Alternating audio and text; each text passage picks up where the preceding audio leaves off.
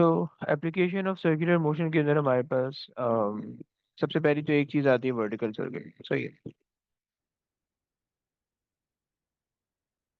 Vertical circle. सही है।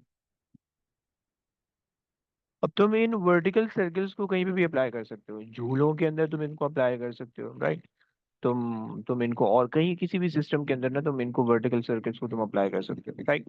मैं एक बिल्कुल बेसिक सी एक एग्जांपल समझाने लगा हूँ, सही है, और आपको जो है वो उससे रिलेट करना होगा कि कोई भी जो एग्जांपल आएगी उसको किस तरीके से आप वर्टिकल सर्किल से वो कर सकते हो, राइट। सो अगर हम जो है वो इसको इसको सॉल्व करें, अगर हम इसको सॉल्व करें तो सबसे पहले तो हम ये अज्यूम कर लेते हैं कि भाई लेट्स से हमारे पास एक अदद है। अब हम कह रहे थे कि भाई हमारे पास ये एक अदद सेंटर, राइट। और हमने यहाँ पे जो है ना कोई चीज़ बांधी हुई, राइट। और हम इसको जो है वो एक सर्कुलर मोशन में मूव कर रहे हैं, राइट। तो अब इसके अंदर क्या क्या पॉसिबिलिटीज हो सकती हैं, क्या क्या चीज़ें हम इसके अंदर एनालाइज कर सकते हैं, हमने वो देखना है, सही है।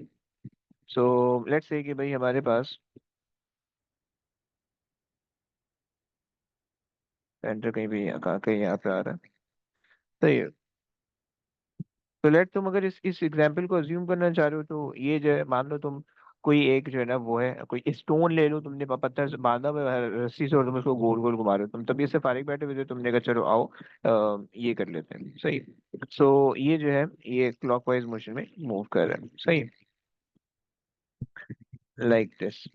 अच्छा, सबसे पहली चीज कि भाई अगर कोई भी चीज सर्कुलर मोशन परफॉर्म करती है तो सर्कुलर मोशन के लिए एक अदद जो है वो सेंट्रीपिटल फोर्स चाहिए होती है, जो कि सेंटर सीकिंग फोर्स होती है, राइट। जो कि तुम्हारे सर्कुलर मोशन को पूरा कंप्लीट करने में हेल्प करती है, राइट। तो इस केस के अंदर जो है वो टेंशन है, सही है, क्योंकि हमारे पास स्ट्रिंग है, स्ट्रिंग के अंदर एक अदद टेंशन होगी, सही है। Tension provides the centripetal force, right. और ये जो है ना ये फोर्स कुछ भी हो सकती है, राइट। और ये रिजल्टेंट फोर्स होगी, ऑलवेज रिमेंबर, राइट। सो ये हमारे पास है टेंशन, यहाँ पे मैं लिख देता हूँ कि भाई टेंशन प्रोवाइड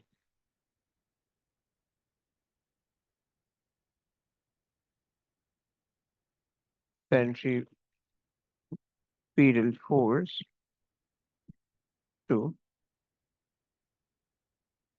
the stone। सही हो गया, ये आपके पास स्टोन हो गया, सही है। ओके। अच्छा, अब इसके जो है ना तीन पॉसिबल पॉइंट हो सकते हैं, सही। एक तो जो अभी जिस पॉइंट पे ये आपको दिख रहा है, एक ये पॉइंट हो सकते हैं, सही है। दूसरा पॉइंट ये हो सकता है कि भाई यही सर्किल आप अज्यूम कर लो और उसके अंदर जो है ये वाला जो पॉइंट है, जो पॉइंट बिल्कुल नीचे आ रहा है, आप उसको बिल्कुल जो है वो टॉप पे ले जाओ, सही है। और वो आप इसको इस तरह से कर लो, सही है, ये आ गया। और आप इसको उठा के हम्म, हम्म, अच्छा जी, इसको हम कर देते हैं रोटेट और फ्लिप वर्टिकली, सही है। अबे लो, पोपट हो गया हमारे साथ।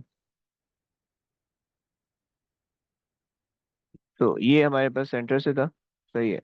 तो हमने इस सेंटर को उठा के यहाँ पे ले गए, ये आ गया ऊपर,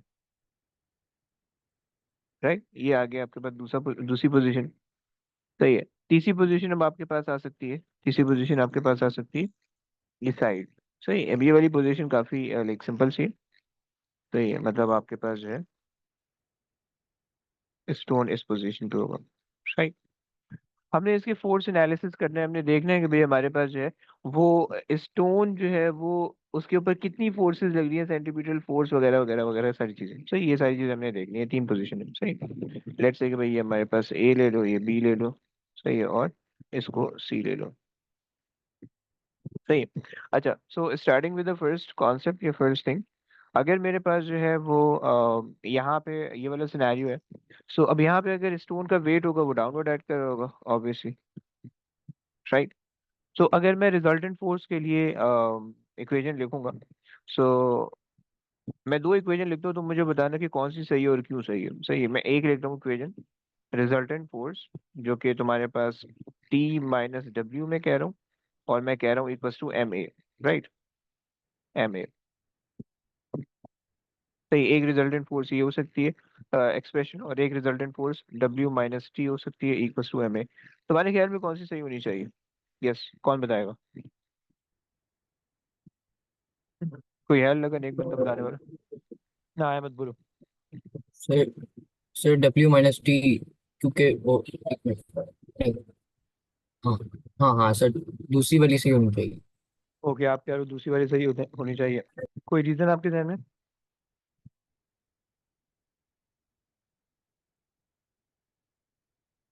कोई रीजन नहीं है? सर बोलो।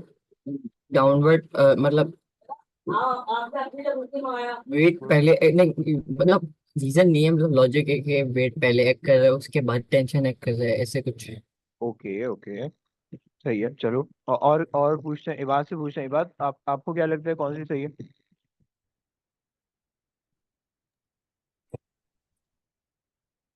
यस। सर वो द फर्स्ट, पहली वाली। पहली वाली, क्या रीजन? सर अगर आप देखें तो रिजल्टेंट फोर्स सेंटर की तरफ होना चाहिए। तो okay. The greater force tension होगी, तो टेंशन से आप वेट माइनस करोगे। अच्छा, चलो ये भी सही है। और अब्दुल्ला, आप क्या कहते हो कि कौन सी सही होनी चाहिए? सर पहली वाली। और रीजन? सर वही है, forward minus backward. Forward minus backward. यहाँ पे फॉरवर्ड कैसे अज्यूम करोगे? यहाँ पे कैसे फॉरवर्ड अज्यूम करोगे? फॉरवर्ड क्या है, बैकवर्ड क्या है?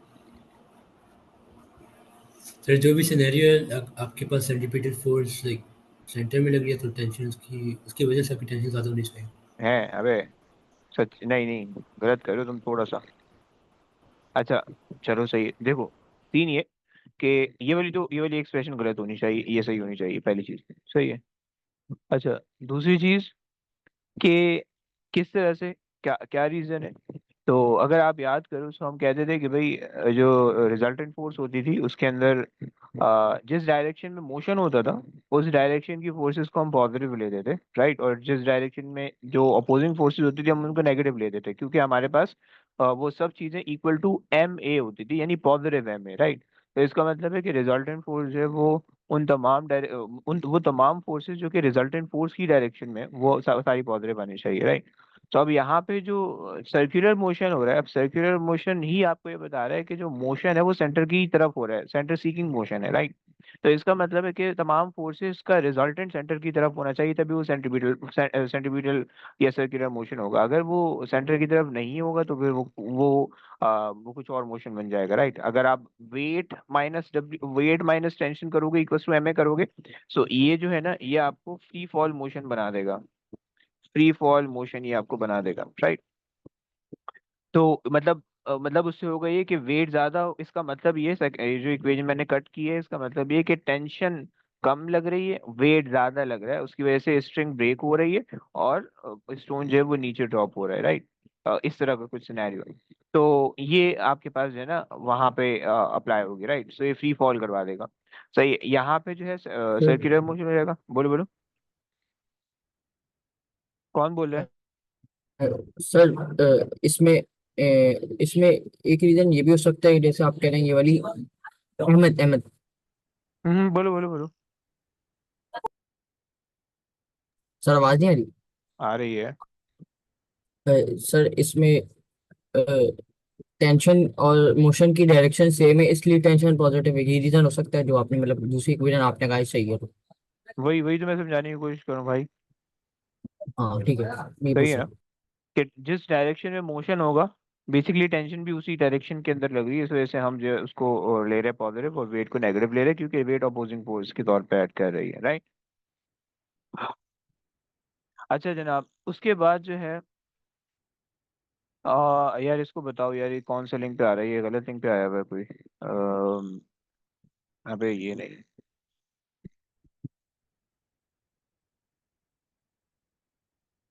खैर, तो ये हमारे पास जो है ना इक्वेशन तो हमने सेलेक्ट कर दी, सही है। अच्छा, इस ये आई होप तो क्लियर होना चाहिए तुम्हें, सही है। अच्छा, अब ये जो टेंशन माइनस वेट है, ये दोनों मिलके सेंट्रीपिटल फोर्स जनरेट कर रही है, राइट। अच्छा, अगर तुम सेंट्रीपिटल फोर्स का यहाँ पे फॉर्मूला लिखना चाहो, सो सेंट्रीपिटल फोर्स का फॉर्मूला हमारे पास क्या होता है, मतलब यानी जो हम कहते थे कि भाई हमारे पास एम जो होता था, अगर आप उसको रिप्लेस करना चाहो तो आप उसको ऐसे भी रिप्लेस कर सकते हो, राइट। डब्ल्यू और M V square over R, सही है, या M R omega square, right, या फिर M R omega square, depending upon the requirement जो भी आपको दे रहा है, सही है। मैं अभी जो है ना इस सिस्टम को सिंप्लीफिकेशन के लिए सिर्फ इस तरह से लिख रहा हूँ, tension minus weight is equal to centripetal force या resultant force, right. Centripetal force याद रखना, इटसेल्फ कोई फोर्स नहीं होती है, ये एक जो है वो इमेजिनरी फोर्स होती है, जो कि या एक रिजल्टेंट फोर्स होती है जो कि सिस्टम में कहीं से भी आ सकती है, किसी भी एक या एक से ज्यादा फोर्सेस की वजह से आती है, राइट। अच्छा जनाब, ये मेरे पास हो गया। अब अगर मैं आपसे पूछूं कि यहाँ पे टेंशन कितनी लग रही है, सही है, सो आप टेंशन के लिए जो है चीज़ों को सब्स्टिट्यूट कर सकते हो, इधर उधर मूव कर सकते हो, सही है। जिस वेलोसिटी पे ऑब्जेक्ट मूव कर रहा है, सही है, अगर हम इस इक्वेशन से सोचें, tension minus weight is equals to M V square over R, right, सही है।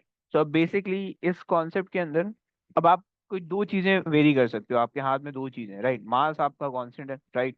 अगर आप W equals to M G से देखो तो ग्रेविटी भी कांस्टेंट है, तो आप सिर्फ दो चीजें वेरी कर सकते हो, या तो स्पीड इसकी वेरी करो या रेडियस इसका वेरी करो, राइट।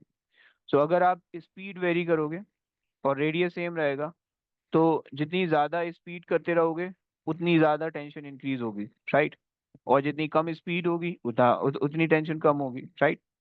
और अगर रेडियस इंक्रीज करोगे सो टेंशन डिक्रीज हो जाएगी, राइट। यानी आप लेंथ, ज्यादा बड़ी लेंथ की वायर इस्तेमाल करोगे, सो वो ज्यादा मुश्किल से टाइट होगी, यानी उसके लिए आपको जो है ना यानी आपने देखा हो कि अगर आपके पास बहुत लंबी रस्सी है और आप उसको सर्कुलर मोशन के लिए घुमाने लगो, तो वो इतनी आसानी से नहीं घूमती, क्योंकि जाहिर बात है उसका रेडियस बड़ा है, उसके अंदर टेंशन नहीं जनरेट कर पाते आप, right.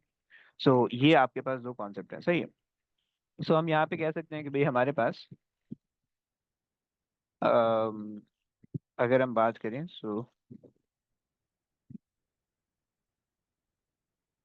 increasing V will increase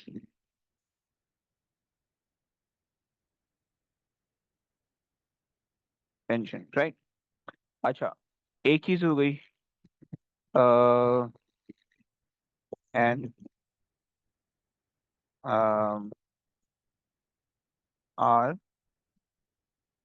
will decrease the tension, तो ये and increasing R will decrease the tension, सही है, ये हमने बात करी, यहाँ पे इंक्रीज आना चाहिए, and increase increasing in R, सही है। ये एक बिल्कुल कॉमन सी बात हो गई, राइट। अच्छा जनाब, अगर ये हमारे पास जो है ना एक सिस्टम हो गया कि इसमें टेंशन ये आ रही है और वेट मैंने आपको दे दिया, सही है, और बाकी ये जो है वो आप काम इसके लिए कर सकते हो, राइट। अच्छा,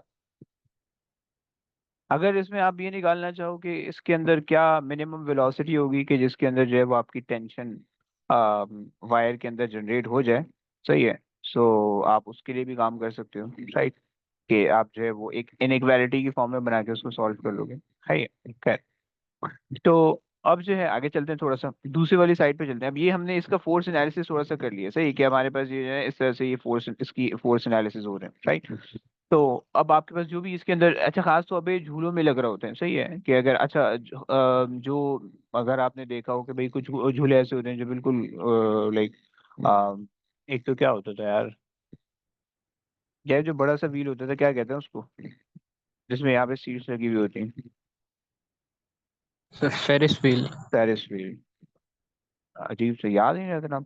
सो वो उसके अंदर आप ये कॉन्सेप्ट इस्तेमाल कर सकते हो, सही है। और इसी तरीके से जो आपके नॉर्मल जो झूले होते हैं, नॉर्मल जो स्विंग होते हैं जो पार्कों में लगे हुए होते हैं, सही है, उसके अंदर जो पेंडुलम जिस तरह से उसकी उनकी स्विंग होती है नॉर्मल बिल्कुल होते हैं, उनके अंदर आप ये वाला कॉन्सेप्ट इस्तेमाल कर सकते हो कि उनकी जो स्ट्रिंग्स हैं उनमें कितनी टेंशन लग रही है जब आप मूव कर रहे हो, ऑल्दो वो सर्कुलर मोशन नहीं है, वो थोड़ा सा आप कह लो कि पेंडुलम वाला मोशन है, सही है। तो लेकिन वो चूंकि आर्क ऑफ द सर्किट बन रहा है तो स्टिल आप उसके अंदर कुछ ना कुछ कॉन्सेप्ट इस्तेमाल कर सकते हो, सही।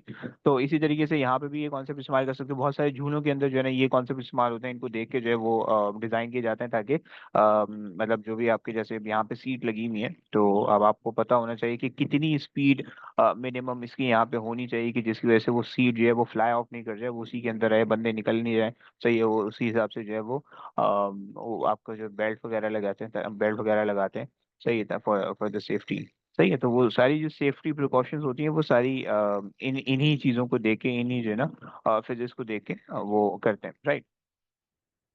अच्छा जनाब, खैर ये तो हमारे पास हो गया वर्टिकल सर्किल में पॉइंट ए हो गया। पॉइंट बी की अगर हम बात करें, सही है।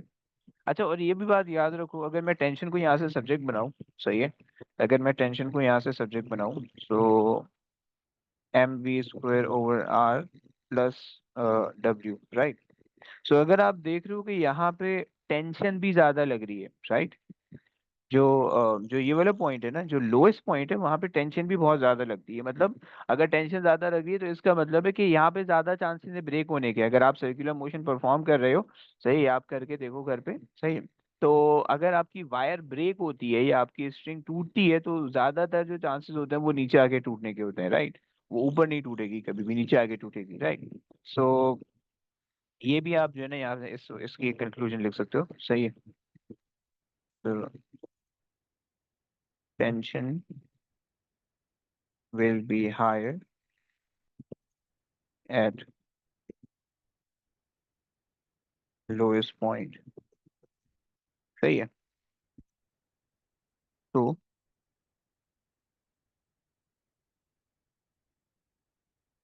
more chances of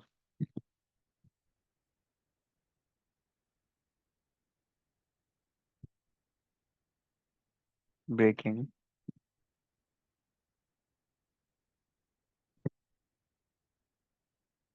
this thing,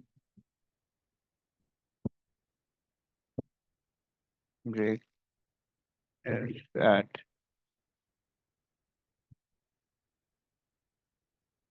this point, right। ये आपके पास एक इसकी पूरी एनालिसिस होगी, सही। अच्छा, अगर हम पॉइंट बी की बात करें या जो हमारे पास जो बी वाला पार्ट है, अगर हम इसकी मोशन की बात करें, सो यहाँ पे जो है वो स्टोन ये लगा हुआ है आपके पास, अबे, सही है। अच्छा, अब अगर हम इसकी फोर्सेस ड्रॉ करें, सो हमारे पास यहाँ पे टेंशन इधर को लग रही है और वेट भी इधर को लग रहा है, सही है। सो अगर हम इसके लिए इक्वेशन बनाने की कोशिश करें, तो ऑब्वियस सी बात है, tension plus weight is equals to resultant force, या एम ए कह दो, या रिजल्टेंट फोर्स कह दो, या सेंट्रीपिटल फोर्स कह दो, क्योंकि centripetal force is the resultant force of all the forces acting in the circular motion, right? On the object performing the circular motion. So ये हमारे पास कॉन्सेप्ट, सही है। अब यहाँ पे अगर हम देखें तो अगेन यहाँ पे भी आप इसको एक्सपैंड करके लिख सकते हो, T plus W is equals to mv²/r, right. And यहाँ पे भी वही कॉन्सेप्ट अगर आप देख पा रहे हो तो यहाँ पे भी वही कॉन्सेप्ट है कि अगर आप V इंक्रीज करोगे, सही है, सो स्टिल टेंशन इंक्रीज होगी, R डिक्रीज करोगे तो टेंशन डिक्रीज होगी। ये बात मैं पहले बता चुका हूँ, सही है। अच्छा, लेकिन अगर आपसे कोई बंदा पूछे कि भाई सर्कुलर मोशन में जो ये वाला पार्ट होता है, ये वाला पार्ट जो है ना वो मूव करना ज्यादा आसान होता है, राइट, क्योंकि वो ऊपर से नीचे आ रहा होता है तो कुछ ग्रेविटी का इफेक्ट होता है, वो चूंकि अपने मतलब एक नीचे वाली पोजीशन से गुजर रहा होता है तो वो आराम से गुजर जाता है, राइट। लेकिन जब वो ऊपर कोई चीज पहुंची ना, जब आप सर्कुलर मोशन परफॉर्म करोगे, बहुत हल्के से सर्कुलर मोशन परफॉर्म करोगे और वो ऑब्जेक्ट ऊपर पहुंचेगा, तो अगर बहुत कम स्पीड होगी तो वो नीचे गिर जाएगा, राइट। वो पूरा सर्कुलर मोशन परफॉर्म नहीं कर पाएगा, वो नीचे गिर जाएगा, राइट। और अगर उसकी ज्यादा स्पीड होगी तो वो परफॉर्म कर पाएगा, राइट। तो इसके अंदर क्या स्पीड होनी चाहिए कि जिससे आपका ऑब्जेक्ट जो है वो कंप्लीट सर्कुलर मोशन परफॉर्म कर सके, उसको उसको आप फाइंड आउट कर सकते हो, राइट। मतलब आप ये कह सकते हो कि भाई अगर अगर हम, अच्छा, सर्कुलर मोशन अगर परफॉर्म हो रहा है तो इसका मतलब ये इस केस के अंदर कि tension should be greater than zero, right. Tension zero नहीं होनी चाहिए। अगर टेंशन जीरो होगी तो इसका मतलब है कि ऑब्जेक्ट नीचे गिर गया, राइट, क्योंकि वो फिर इसके अंदर स्क्यू क्रिएट हो जाएगा, सही है। सो आप कहते हो कि भाई tension should be greater than zero. अगर टेंशन ग्रेटर देन जीरो है तो इसका मतलब है कि tension is actually equivalent to mv square over r minus w, right? And this thing should be greater than 0, right? So मैं इसको ऐसे लिख सकता हूँ कि mv square over r should be greater than weight. अगर मैं इसको मान ले जाऊँ, weight is mg, और अगर मैं g से g कैंसिल कर दूँ, so I'll get v is equals to gr and under root. सही है। तो ये आपके पास मिनिमम वेलोसिटी होनी चाहिए, सही है, कि जिस पे आपके पास जो है अगर आप v is equals to G R भी निकाल लो तो भी वो मिनिमम वेलोसिटी एक्सेप्टेबल हो जाएगी, कि आपके पास जो है ना इतनी वेलोसिटी आपके पास आनी चाहिए कि जिसकी वजह से जो है आप उस पे जो है वो कर सको, क्या बोलते हैं, जिस पे आपका सर्कुलर मोशन कंप्लीट हो सके। इससे कम वेलोसिटी अगर आपके पास आएगी तो सर्कुलर मोशन परफॉर्म नहीं हो सकेगा, ऑब्जेक्ट नीचे गिर जाएगा, सही है। सो ये हम कहते हैं कि this is the minimum velocity required to perform circular motion, right? um, अच्छा,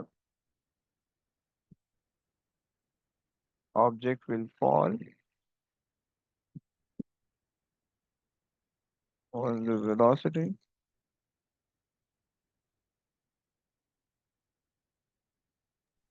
सर lower than that। बोलिए। सर आपने M V square over R is greater than कहाँ से लाइक फाइंड आउट किया? बेसिकली मैंने इस पूरी एक्सप्रेशन को, देखो, मैंने ये कहा कि tension should be greater than 0। अगर अगर आप यहाँ पे हो, अगर आप इस पोजीशन पे हो, तो आपकी टेंशन, आपकी स्ट्रिंग के अंदर टेंशन होनी चाहिए, स्ट्रिंग टाइट होनी चाहिए। अगर स्ट्रिंग स्क्यू होगी, लूज होगी, तो ऑब्जेक्ट नीचे गिर जाएगा, राइट? तो मैंने कहा कि भाई tension should be greater than 0, सही है, और टेंशन एक्चुअली इसके बराबर थी, सही है। सो मैंने कहा actually this thing should be greater than 0। Weight को उधर ले जाओ, फिर उसको सॉल्व कर लो, राइट, फॉर द वेलोसिटी। समझो आप? जी सही है। बस ये कहानी थी, सही है। सो ये हमने बात की। सो अब ऑब्जेक्ट जो होगा वो आपका इससे कम वेलोसिटी होगी तो वो नीचे गिर जाएगा, राइट? अगर अगर जो है आप, अगर आप कोई चीज गोल घुमाने के चक्कर में हो, सही है, वर्टिकल सर्कुलर मोशन परफॉर्म कर रहे हो, तो आप मतलब जैसे आपने कोई भी स्ट्रिंग ली हुई है तो उसकी स्ट्रिंग की लेंथ और आपके पास जो है जो जी की वैल्यू है, जब उन दोनों को मल्टीप्लाई करोगे तो उससे आपके पास जो है वो ये आंसर आएगा, राइट? मतलब जैसे कि अगर मैं एग्जांपल के तौर पे अगर इसी को ले लूं, तो इस केस के अंदर ये जो है लेंथ ऑफ द स्ट्रिंग है जो कि सर्कल का रेडियस बन रहा है, राइट? तो ये भी एक कॉमन सेंस वाली चीज है, इसमें प्लीज घपला मत कर देना, राइट? बेवकूफी मत कर देना, इसमें बहुत कॉमन सेंस की चीज है कि ये जो लेंथ ऑफ द स्ट्रिंग है ये बेसिकली रेडियस बता रहा है, राइट? सो आप उसकी जगह ये भी इस्तेमाल कर सकते हो, सही हो गया।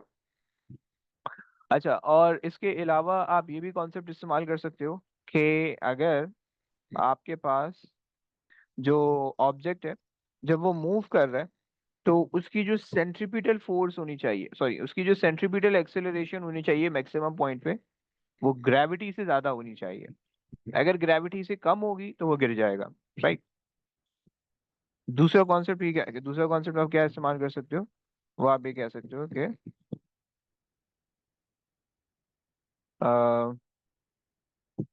सेकंड अंडरस्टैंडिंग, सही है। वो आप क्या कह सकते हो, वो आप ये कह सकते हो कि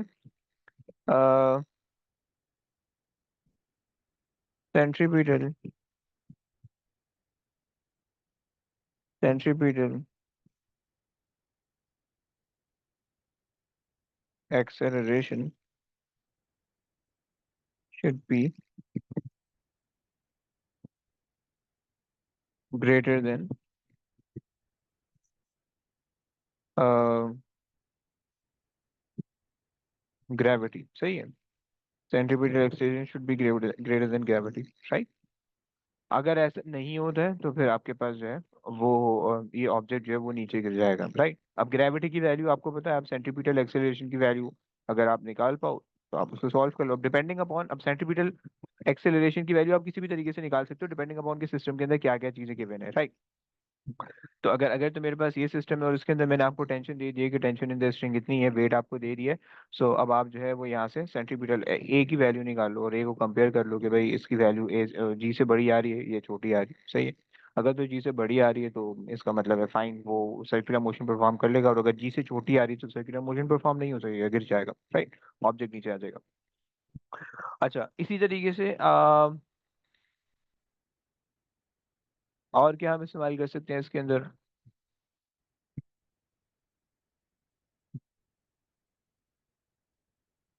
अगर हम law of conservation of energy की बात करें, वो भी अगर हम यहाँ पे अप्लाई करने की कोशिश करें तो क्या कर सकते हैं? उसके लिए फिर हमें दो दो पॉइंट को कंपेयर करना पड़ेगा law of conservation of energy को। सही है। क्योंकि हमारे पास जो मिनिमम पॉइंट पे जो एनर्जी होगी, अगर आप law of conservation of energy से सोचो। सही है। लेट्स से कि भाई हमने ये दो पॉइंट कंसिडर करने हैं इसके अंदर, एक तो ये नीचे वाला। सही है। एक तो ये नीचे वाला पॉइंट। सही है। लेट्स से कि भाई ये आपके पास है पॉइंट ए। सही है। और एक पॉइंट ये ऊपर वाला। सही है। Let's say this is point B. सही है। अच्छा, पॉइंट ए पे जो है अगर हम मान लें कि भाई ये रेफरेंस पॉइंट है, ये रेफरेंस पॉइंट है। सही है। तो इसका मतलब है कि इस पॉइंट पे सिर्फ और सिर्फ काइनेटिक एनर्जी होगी। राइट। और ऊपर वाले पॉइंट पे काइनेटिक एनर्जी और पोटेंशियल एनर्जी दोनों होनी चाहिए। राइट। तो अगर मेरे पास जो नीचे वाला पॉइंट है, सही है, उसकी जो वेलोसिटी अगर मैं सोचूं।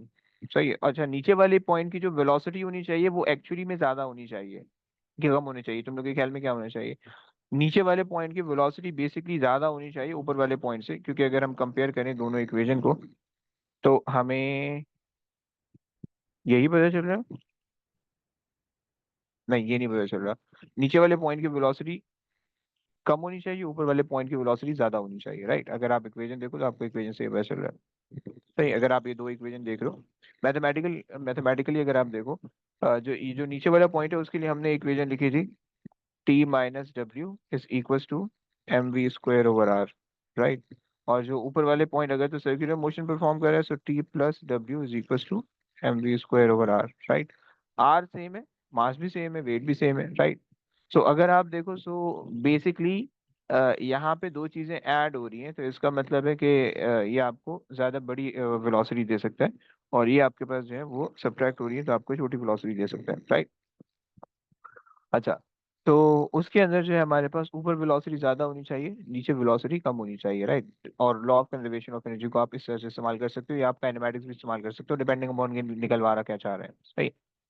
तो ये एक आध दो क्वेश्चन में भी आएगा, उसको आप देखेंगे।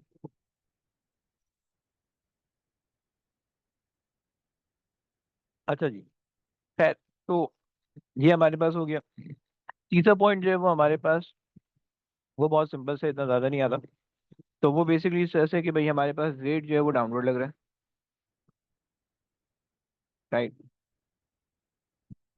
और अच्छा, ये वेट हमारे पास लग रहा है डाउनवर्ड और ये टेंशन लग रही है। अब मसला ये कि टेंशन और वेट एक ही डायरेक्शन में नहीं है। सही है। तो हम वेट को कटा देते हैं। सही है। सिर्फ यहाँ पे हमारे पास सिर्फ और सिर्फ जो है वो टेंशन जो है वो सेंट्रीपिटल फोर्स प्रोवाइड कर रही होगी। राइट। यानी tension is equal to M V square over R. सही है। अच्छा, इस तरह से मत लिखना ये वाली मतलब ये वाली फॉर्म होती है ना, यूजुअली इसको मना करते हैं। मतलब इसका ये मतलब है कि भाई टेंशन एक अलग टाइप की फोर्स है और सेंट्रीपिटल फोर्स एक अलग टाइप की फोर्स है, और आपने इन दो फोर्सेस को इक्वेट किया। Right. The better way is to write tension is equal to the resultant force. Right. और फिर उसके बाद आप कह दो कि भाई resultant force is actually the centripetal force, वो आप फिर वहां से सॉल्व करो। राइट। तो खैर, ये कॉन्सेप्ट हो गया। सही है। तो ये आपके पास है वर्टिकल सर्किल। अब आप इस वर्टिकल सर्किल को किसी भी सिनेरियो के अंदर अप्लाई कर सकते हो। सही है। अच्छा, इसी तरीके से अगर हमारे पास एक और कॉन्सेप्ट आता है कि भाई हमारे पास कुछ बैंक टर्न्स आते हैं। राइट। आपने देखा होगा, अगर आप लोगों ने गाड़ी चलाई हो तो आपने देखा होगा कि अगर रोड बिल्कुल फ्लैट हो, सीधी रोड हो, तो उस पर अगर आप गाड़ी मोड़ रहे हो, सही है, हाई स्पीड पे, तो ज्यादा चांसेस होते हैं कि गाड़ी ना मुड़े, या तो गाड़ी टॉपल हो जाती है, सही है, अपने इनर्शिया की वजह से, क्योंकि अगर आप स्ट्रेट लाइन में जा रहे हो, लेट्स से अगर आप यू मूव कर रहे हो, सही है, और लाइक स्ट्रेट लाइन के अंदर, और फिर एकदम से यू टर्न आप लेते हो, तो गाड़ी का इनर्शिया स्ट्रेट लाइन में होने की वजह से आप अज्यूम कर सकते हो कि स्पीड कांस्टेंट है, ताकि न्यूटन फर्स्ट लॉ अप्लाई हो जाए। सो जब आप स्ट्रेट लाइन में जा रहे हो, सो न्यूटन फर्स्ट लॉ के अंदर जो है, न्यूटन फर्स्ट लॉ के अंदर आप मूव करो कांस्टेंट स्पीड के साथ, राइट। फिर जैसे ही, अच्छा कांस्टेंट स्पीड है इसका मतलब है कोई रिजल्टेंट फोर्स नहीं लग रही, राइट। और चूंकि आप मूव करो, न्यूटन फर्स्ट लॉ कहता है कि इनर्शिया जो है वो बॉडी को मूव ही करवाता रहेगा, वो स्टॉप नहीं करेगा, राइट। सो जैसे ही आपने टर्न लिया, डायरेक्शन चेंज की, सो इनर्शिया क्या करेगा, बॉडी की डायरेक्शन चेंज होने से रोकेगा, राइट। क्योंकि इनर्शिया ये नहीं चाहता कि उस पर रिजल्टेंट फोर्स लगे। अगर ऑब्जेक्ट स्टेशनरी है और आप एक्सटर्नल फोर्स लगा रहे हो, तो इनर्शिया नहीं चाहेगा कि वो एक्सटर्नल फोर्स लगे, राइट। रेजिस्ट करेगा उस चेंज इन स्टेट को, राइट। सो यहाँ पे अब आपके पास क्या हो रहा है कि जैसे ही आपने सर्कुलर मोशन के लिए टर्न किया, तो अब आपके पास क्या होगा, इनर्शिया ज्यादा होगा, उसकी वजह से गाड़ी टॉपिल हो सकती है या सीधी सीधी स्किड कर सकती है, राइट। तो इस वजह से अगर अब हम हाई स्पीड पे जा रहे होते हैं, तो हाई स्पीड पे जो टर्न्स होते हैं ना, वो यूजुअली अगर तुम गौर करो रोड पे, तो हाई स्पीड पे जो टर्न होते हैं वो थोड़े से बैंक होते हैं, थोड़े से टेढ़े होते हैं, मतलब तुम्हारी रोड अगर इस तरीके से है, तो मतलब तुम्हारी रोड में जो है ना टर्न थोड़े से इंक्लाइन होंगे, लाइक लाइक जैसे तुम जो है ना वो यूं टर्न दोगे, राइट। सो ये तुम्हारे पास जो है ना बैंक टर्न्स होते हैं। मैं अगर जो है ना इसकी एक अच्छी सी पिक्चर दिखा पाऊँ, सो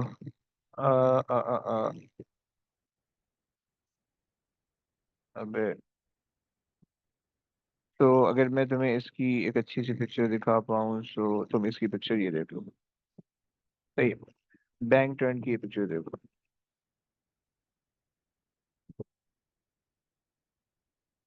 अच्छा, अब ये बैंक टर्न जो है ना, ये देख लो, सही है।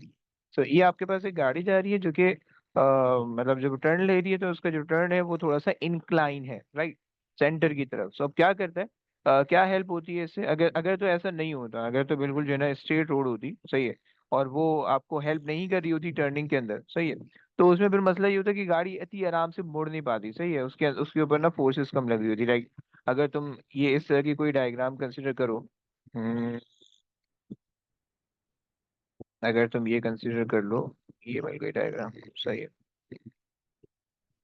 सो अगर आप ये कंसीडर करो, सो इस डायग्राम के अंदर अगर अगर तो आप हल्की स्पीड में मूव कर रहे हो, तो अब आपके पास क्या होगा कि रोड जो है, सिर्फ रोड की फ्रिक्शन ही आपके पास एक टूल है जो कि आपको टर्निंग में हेल्प करेगी, राइट।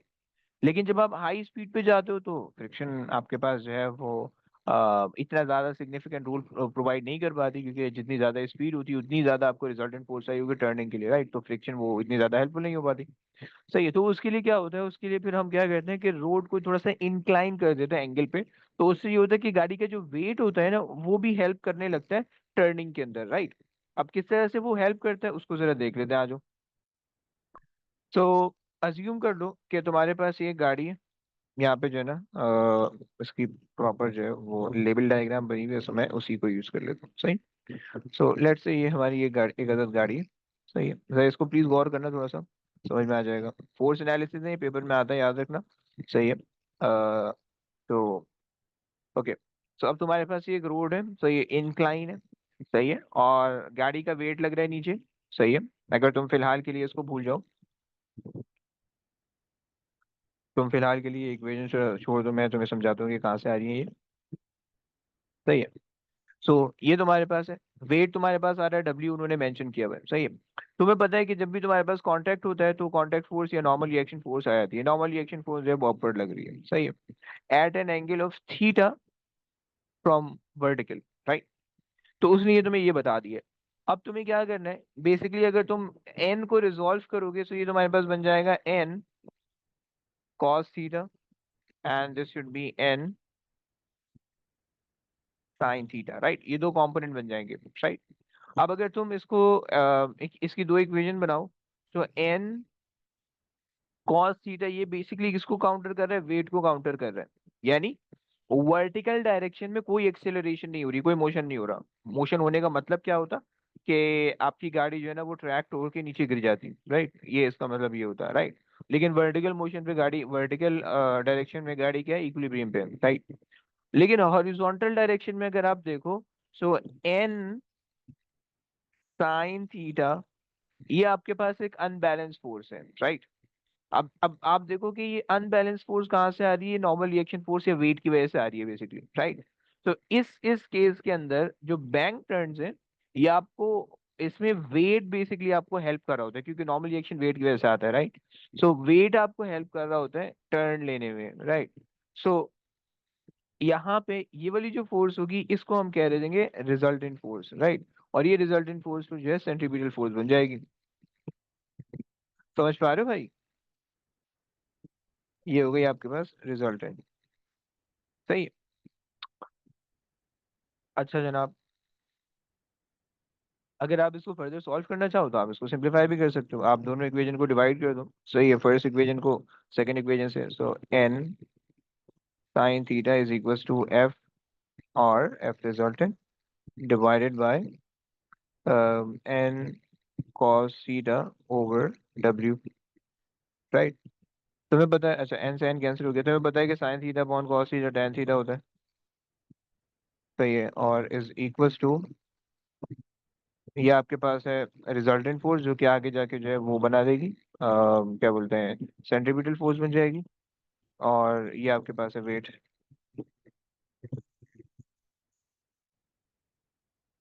अगर तुम इसको एक्सपेंड करना चाहो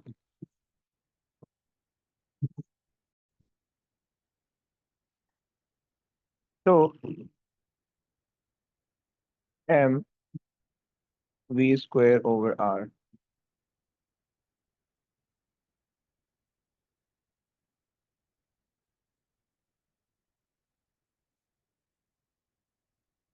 ओवर आर। सही।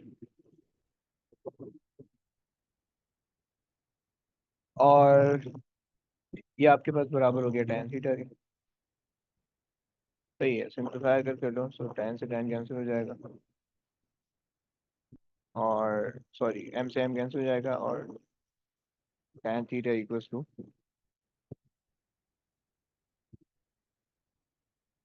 We square over G times R, right.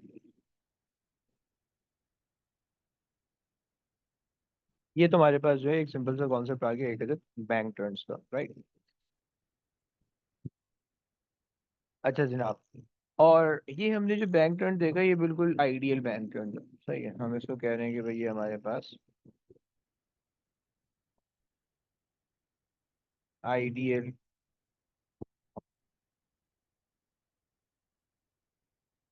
Bank turn. सही है, मतलब नो फ्रिक्शन, नो फ्रिक्शन। तो एक्चुअली हमने फ्रिक्शन के बारे में पढ़ा हुआ नहीं है, इस वजह से हम जो है फ्रिक्शन को नहीं कंसिडर करते यहाँ पे। अदरवाइज ये जो तुम देख रहे हो, ये जो तुम म्यू देख रहे हो, ये बेसिकली फ्रिक्शन की वजह से आ रहा है, राइट। और चूंकि फ्रिक्शन हम नहीं पढ़ते हैं तो इस वजह से हम इसको कंसिडर नहीं करते, वरना जो रियल बैंक टर्न्स होते हैं वो भी आप पढ़ सकते हो, राइट। उसके अंदर फिर फ्रिक्शन भी इन्वॉल्व होती है, फ्रिक्शन और वेट ये दोनों मिल के हेल्प करते हैं। सही है, आपके उसके अंदर सेंट्रीब्यूटल फोर्स, सर्कुलर मोशन के सेंट्रीब्यूटल फोर्स के अंदर, राइट। तो ये दो है चीजें हेल्प करती हैं। सो ये आपके पास जो है एक अदद हो गया बैंक टर्न का कॉन्सेप्ट। सही है। अच्छा, अब जो है ये आपके पास तो कुछ दो तरह की एप्लीकेशन थी, अब इसके जितने भी क्वेश्चन आते हैं वो सब इसी के आसपास के आते हैं। सही है। तो हम कोशिश करते हैं, चलो इसके कुछ क्वेश्चन अटेम्प्ट करते हैं। सही है, ये चैप्टर फिलहाल यहीं तक है, इसके अंदर और कोई चीज़ है नहीं कराने की। सही है, सो इसके हम कुछ क्वेश्चन अटेम्प्ट करते हैं और फिर उसके बाद जो है वो कहानी खत्म हो जाएगी। सही है।